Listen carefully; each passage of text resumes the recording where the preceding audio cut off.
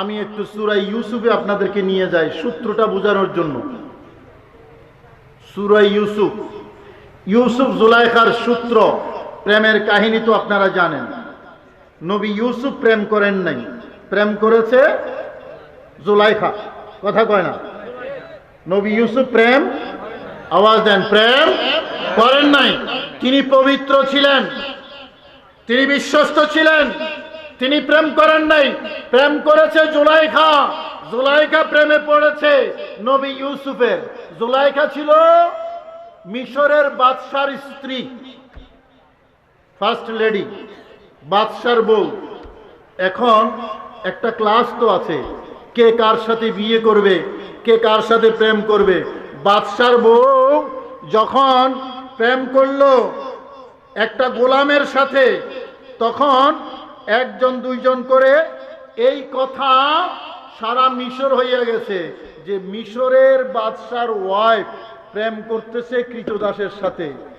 ইজ্জত না বেইজ্জত? বেইজ্জত। কারণ বাদশার বউ প্রেম কার সাথে করবে? এটার একটা ক্লাস আছে না বাবা? একেবারে কৃতদাসে, ঘরের বুয়া, ঘরের কাজের ছেলে, তার প্রেমে পড়লো। এটা তো বেইজ্জতের কথা। এক কান দুই কান করে মহিলারা গোটা মিশর ছড়াইয়া দিছে। আর মহিলারা যারা, ওনারা যদি এইরকম কথা একটা শুনে, এটা গোটা দেশ হইতে বেশি সময় লাগে না। আমার মা বোনরা আবার রাগ করবো আমার উপরে। আমার ভাইরা, জুলাইখা শুনলো যে কানাকানি চলতেছে আমাকে নিয়ে, তো কি করলো? জুলাইখা জিদ ধরেছে, আমি কৃতদাসের প্রেমে পড়েছি নাকি প্রিন্সের প্রেমে পড়েছি, তোদেরকে একটু দেখাবো। এই মনোযোগ আছে আপনাদের? আমি একটু দেখাবো। তো সবাইকে দাওয়াত দিলেন, বাদশার দরবারের মেজবানি খানা, খানা তৈরি করলেন। মিশরের যত যুবক নারী সবাই এসেছে বাদশার বউয়ের দাওয়াতে, সবাই এসেছে। ঘটনা কি? হ্যাঁ, জেনারেটর চলতেছে, কারেন্ট নাই কেন? শীতকালে কারেন্ট কেন থাকবে না?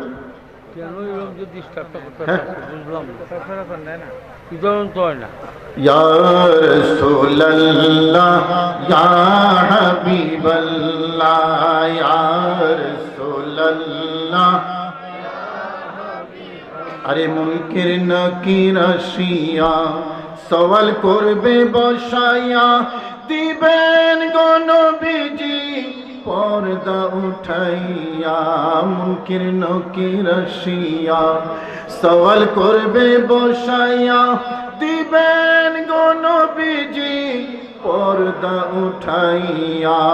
দেখিব আপনাকে পরাণ ভরিয়া, বলুন, দেখিব আপনাকে পরাণ ভরিয়া।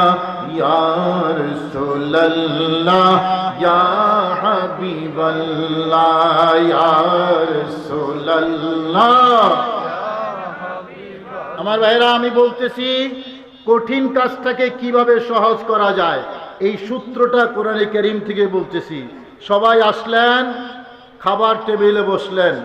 জুলাইখা ঘোষণা দিয়েছেন যে খবরদার, খাবার সব রেডি করা আছে প্লেটের মধ্যে, হাত দিয়ে নিয়ে নিয়ে খাবে। তবে আমি বলার আগে না, একটা জিনিস নিজে তৈরি করে খেতে হবে। সেটা হলো একটা লেবু দেয়া আছে, একটা ছুরি রাখা আছে, ছুরি দিয়ে লেবুটা নিজের হাতে কাটবা, তারপরে খাবা। তবে কাটার আগে আমি তোমাদেরকে গ্রিন সিগন্যাল দেব কাটার জন্য।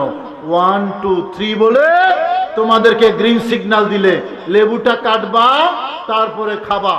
রেডি? সবাই বললেন আমরা রেডি আছি। আপনি যখন বলবেন তখনই আমরা শুরু করব। জুলাইখা ওইদিকে নবী ইউসুফকে বললেন, ইউসুফ তুমি একটু সামনের চেয়ারে এসে একটু বসো না, সবার কাছে একটু জানতে চাই নবী ইউসুফ সুন্দর না কালো? পিছনে রেস্টে আছেন বাবারা? আমি জানতে চাইছিলাম নবী ইউসুফ সুন্দর না কালো? সুন্দর, বেশি সুন্দর। সুন্দর কতটুকু, এটার ঘটনাটা এখানে আছে, কোরআনে কারীমের ঘটনা বলছি, সূরা ইউসুফে। বললেন, ইউসুফ, পর্দার আড়াল থেকে সামনে একটা চেয়ার দেয়া আছে, ও ইউসুফ, তুমি চেয়ারে গিয়ে একটু বসো। পারবা না? পারবো। নবী ইউসুফ সামনের চেয়ারে এসে বসলেন। ওইদিকে মিশরের যুবতী, যত তরুণী নারী সবাই খাবার টেবিলে। নবী ইউসুফ যখন সামনে আসলেন, সবাই সামনের দিকে দেখছে নবী ইউসুফের চেহারা, দেখছে দেখছে আর মুখে উচ্চারণ করছে, হাশা লিল্লাহি মা হাদা বাশারা ইন হুয়া ইল্লা মালাকুন কারীম। আল্লাহু আকবার। নবী ইউসুফের চেহারা দেখে জুবানে বের করছে, আল্লাহর কসম, আল্লাহর শপথ করে বলছি, এটা কোনো মানুষ নয়, মানুষের চেহারা এত সুন্দর হইতে পারে না। সামনে যেটা বসা আছে, আসমান থেকে এই মাত্র নূরানী নিষ্পাপ ফেরেশতা নাজিল হয়ে এসেছে। জোরে বলুন সুবহানাল্লাহ। এত সুন্দর চেহারা নবী ইউসুফের জীবনে কখনো দেখে নাই। বসে আছে তো মানুষ, নবী ইউসুফ, কিন্তু সৌন্দর্য এত বেশি, সবাই বলছে এটা মানুষ না, আসমান থেকে নাজিল হওয়া সুন্দর একজন নূরের ফেরেশতা। জুলাইখা যখন শুনলো সবার এই কাহিনী, জুলাইখা বুঝে গেছে যে সবাই আমার ইউসুফের প্রেমে সুন্দরের ভিতরে মজা গেছে। এবার জুলাইখা কি করলেন? ঘোষণা দিলেন, 1 2 3, লেবুটা কাটো। যুবকরা মনোযোগ আছে তোমাদের? এই যুবকরা মনোযোগ আছে? লেবুটা কাটো। এবার কাটতে শুরু করলো। হাতে কাটে, চোখে দেখে। হাতে কাটে আর চোখে দেখে। কাটে তো লেবু, দেখে ইউসুফকে। এখন ওই চোখের দেখায় ভিতরে এমন প্রেম ভাব জমেছে, ইউসুফের ভিতরে মজে গেছে। কেমন মজে গেছে? আমার আল্লাহর কথা থেকে শুনুন। আমার আল্লাহ বলেছেন, ওয়াকাত্তানা আইদিয়াহুন্না, তারা তাদের হাত কেটে ফেলেছে। প্রথমে কেটেছে লেবু, লেবু কাটার পরে লেবুর নিচে আছে হাত, এবার হাত কেটেছে। হুজুর কতটুকু কাটছে? আমার আল্লাহ কাতানা বলেন নাই, বলেছেন কাত্তানা। ওলামায়ে কেরাম যারা আছেন এখানে, কাতানা মানে অল্প কাটা, কাত্তানা মানে বেশি কইরা কাটা। আমার আল্লাহ বলেন কাটছে তো কাটছে, কম কাটে নাই, বেশি করে কাটছে, নিজের হাত কেটেছে। আমার ভাইরা, তাফসীরে লেখা আছে ওই কাটা হাতে লেবুর রস পড়েছে। কাটা হাতে লেবুর রস লাগলে মজাটা আর একটু বাড়ে না? এই কথা কয় না? কাটা হাতে যখন লেবুর রস পড়ে তখন মজা তো আর একটু বাড়ে। হ্যাঁ, জীবনে কখনো খেয়াল করেন না বুঝি? লেবুর রস লাগলে কষ্ট বাড়ে না কমে? আওয়াজ দেন, বাড়ে না কমে? কাটলো তো বেশি, বেশি কাটলে কষ্ট বেশি। এই বেশি কাটা হাতের মধ্যে লেবুর রস পড়েছে।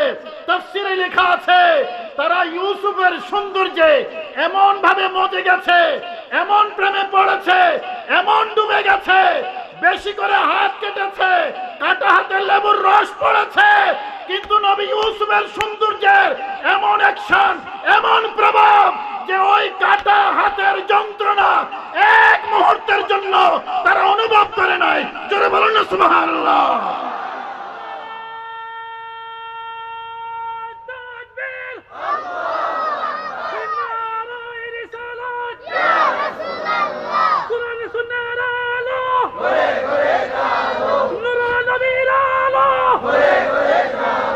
আমার ভাইয়েরা, কথা খুব মনোযোগ দিয়ে শুনবেন। আমার যুবক ভাইয়েরা, ওয়াজটা বেশি করে যুবকদের জন্য আজকে। এই যে হাত বেশি করে কাটলো, লেবুর রস পড়লো, টের পাইছে কেউ?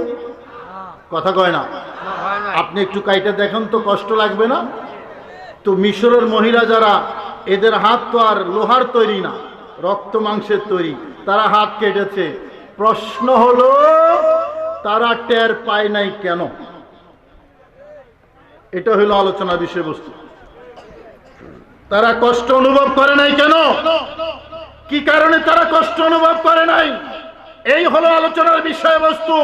করে নাই এই কারণে যে রূপ সৌন্দর্য ইউসুফ আলাইহিস সালামের সুন্দরের ভিতরে এমন ভাবে মজে গেছে, প্রেমের এত ঢেউ উঠেছে, মিশরের যুবতী যারা নারীদের তারা ওই কষ্টই অনুভব করে নাই। এমন ভাবে তারা নবী ইউসুফের সৌন্দর্যের মধ্যে মজে গেছে। তাহলে কোরআনের এই ঘটনা, এই আয়াত দ্বারা কি বোঝা গেল? প্রেম ভালোবাসা যদি এক্সট্রিম পর্যায়ে যায়, হাত কাটার কষ্ট তখন অনুভব হয় না। কথা বলেন ঠিক কিনা? কষ্টটাকে কিভাবে সহজ করা যায়, এই ছিল আমার আলোচনার বিষয়বস্তু। মনে আছে? নবীকে অনুসরণ করা কষ্ট, নবীর কথা মেনে নেওয়া কষ্ট, সকালে ওযু করা কষ্ট, শীত ছেড়ে দেওয়া কষ্ট, খেতা বালিশ কম্বল ছেড়ে দেওয়া কষ্ট, নামাজ পড়া কষ্ট, হজ করা কষ্ট, যাকাত দেওয়া কষ্ট, মিসওয়াক করা কষ্ট, ঢিলাকুলুক করা কষ্ট, সালাম দেওয়া কষ্ট, এই সব কিছু কষ্টের ইবাদত। ইবাদত মানেই কষ্ট। কষ্টটাকে কিভাবে সহজ করা যায় এটা আমার আল্লাহ এবং রাসূল ভালো করে জানেন।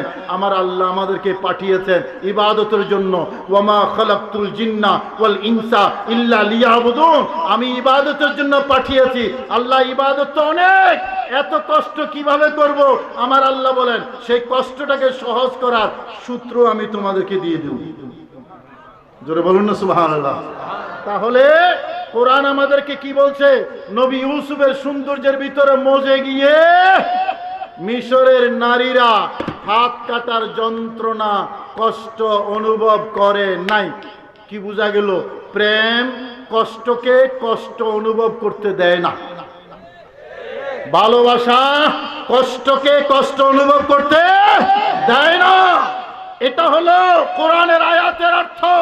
আমার ভাইয়েরা, এবার আমি সবার কাছে জবান খুলে একটু জানতে চাই, মানুষ কিন্তু কম না, অনেক হাজার হাজার মানুষ, আওয়াজটা যাতে হাজার হাজার অনুপাতে হয়। আমি সবার কাছে একটু জানতে চাইব, আমাদের নবীজি দয়াল নবী, প্রাণের নবী, প্রেমের নবী, কান্ডারি নবী, নবী ইউসুফ থেকে সুন্দর কম না বেশি? সবাই কয় না, কেউ কেউ রেস্টে আছে। আমি তো সবার কাছে চাইছিলাম আমার নবীর কথাটা বলবে সবাই। আমি আবার জানতে চাই, আমার নবী ইউসুফ থেকে সুন্দর কম না বেশি? পাক্কা? কোনো সন্দেহ নাই? আওয়াজ দেন, কোনো সন্দেহ? হযরত হাসান বিন সাবিত বলেন, নবীর সাহাবী, ওয়া আহসানু মিনকা লাম তারা কত্তু আইনি ওয়া আজমালু মিনকা লাম তালিদিন নিসাউ। নবী মোর পরশমণি, নবী মোর সোনার খনি, নবী নামে জপে যে জন সেই তো দুজন। কষ্ট লাগে? নবীর কথা কইতে কষ্ট লাগে? সবাই নবী মোর পরশমণি, নবী মোর সোনার খনি, নবী নামে জপে যে জন সেই তো দুজন। সে নামে মধু মাখা, সে নামে জাদু রাখা, সে নামে আকুল হইল মাওলায় আমার কাদের গনি।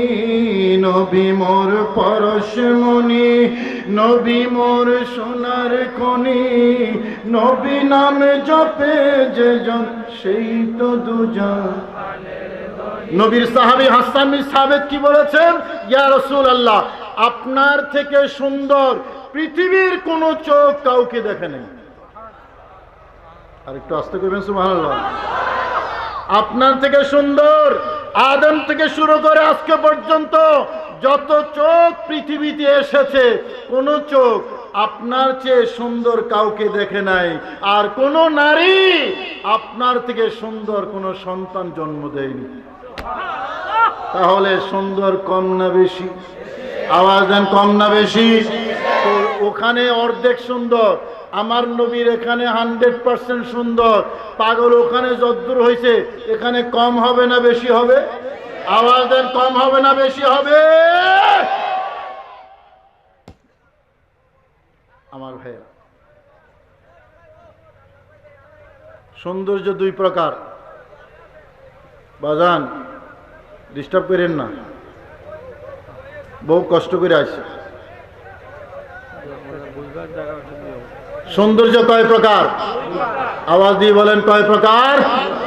একটা হলো বাহ্যিক সৌন্দর্য, আর একটা হলো ভিতরের সৌন্দর্য। এই ফুটবল খেলোয়াড় একটা আছে যে একবারে কালা কুচকুচ্চা, এটার নাম জানি কি? না না, পেলের পরে কিছুদিন আগে আর্জেন্টিনা না কোথাকার, না ব্রাজিলের একটা, নেইমার না,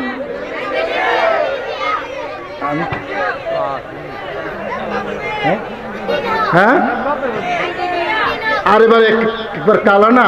আচ্ছা নেইমারের কথাই কইছি, নেইমার, তোমরা নেইমারের ভক্ত দেখতেছি, হ্যাঁ নেইমার ভক্ত না? আচ্ছা ঠিক আছে, খালাস, নেইমারের ভক্ত না।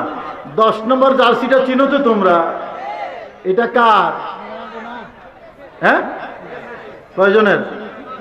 2 জনের, নেইমার মেসি। এখন নেইমার মেসি আরো আছে প্লেয়ার, তো এটা কেন ভাল লাগে? কেন নেইমার আর মেসি থেকে সুন্দর মানুষ আল্লাহর জগতের মধ্যে নাই? কথা কোন আছে না? আরো বহু সুন্দর মানুষ আছে নেইমার ইয়ে থেকে, কি মেসি থেকে, আছে না? কিন্তু যখন ফুটবল খেলা শুরু হয় তখন সবার গায়ে 150 টিকে জার্সি। কয় টিকে জার্সি? 150। কেন ঘরের মধ্যে কি আর জামা নাই? 5000 টাকা দামের জামা আছে ঘরে। ও বাজার, তোমার তো দামি জামা আছে, সুন্দর জামা আছে, তুমি 150 টিকে জার্সি কেন গায়ে দিছো? ভাল লাগে। কি লাগে? ভালো লাগে। কেন ভালো লাগে? ওই এমনি এমনি কেমনি কেমনি নিয়ে জানি গোল দিয়ে দেবে। হ্যাঁ, তো এই গোল দিয়ে দেওয়া মানুষ কিন্তু কালো, গোলটা ভালো।